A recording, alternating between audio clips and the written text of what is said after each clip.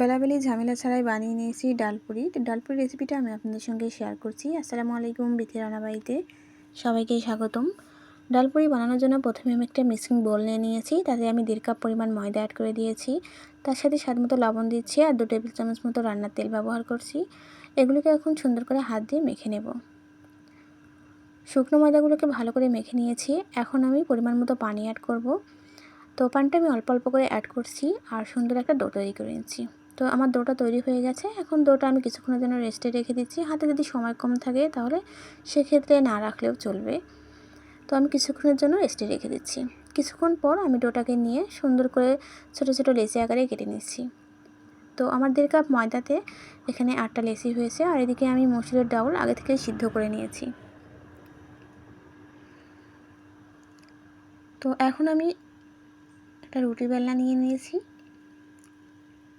আর একটা লেচি নিয়ে নিয়েছি। লেচিটাকে নিয়ে সুন্দর করে এরকম গোল করে বাটি শেপে করে নিয়েছি।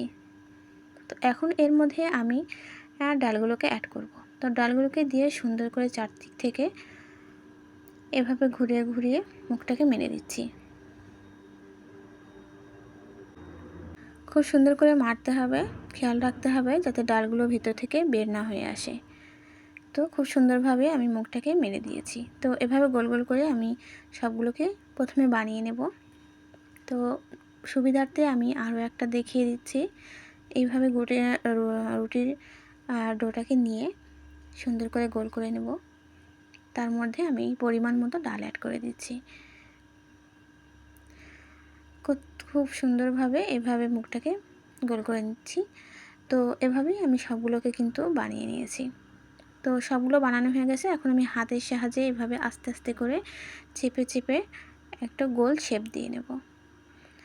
তো বেলনা দিয়ে না বেলেও কিন্তু খুব সুন্দরভাবে হাতের সাহায্যে এইভাবে ডালপুরিগুলো বানানো যায়।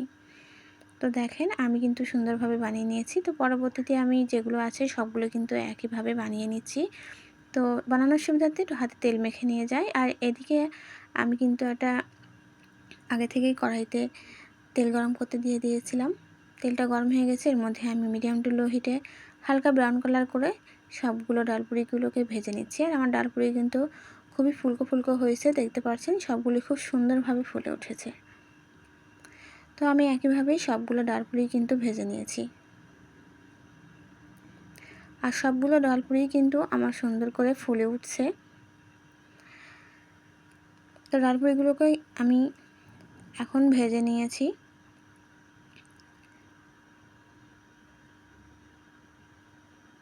তো এইভাবে সবগুলোকে আমি ভেজে নিয়েছি। আর আমার ডালপুরিগুলো কেমন হয়েছে সেটাও কিন্তু আমি আপনাদেরকে দেখিয়ে দিচ্ছি। তো একটা ডালপুরি নিয়ে আমি অবশ্যই দেখিয়ে দিচ্ছি। দেখেন ভিতরটা কি সুন্দর হয়েছে। তো এভাবে ডালপুরি কে কে পছন্দ করেন খেতে অবশ্যই লাইক কমেন্টসের মাধ্যমে জানিয়ে দিবেন। আর রেসিপিটা যদি ভালো লেগে থাকে অবশ্যই পেজটাতে ফলো দিয়ে আমার পেজের সঙ্গেই থাকবেন। আল্লাহ হাফেজ।